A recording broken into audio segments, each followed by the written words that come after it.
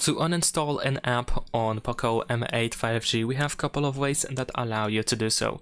You can simply go to the app drawer and then press and hold your finger on the app that you want to uninstall.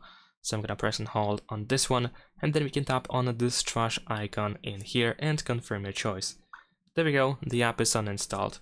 What you can also do is you can go to settings, then in here scroll down and open apps. And then here we have the full list of apps that you have installed on your phone.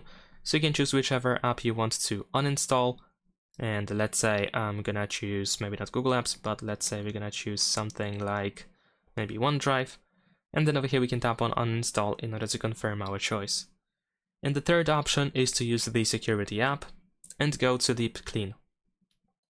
And then in here we have the uninstall apps option.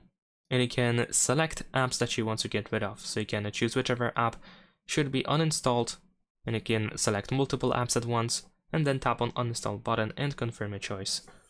Subscribe to my channel.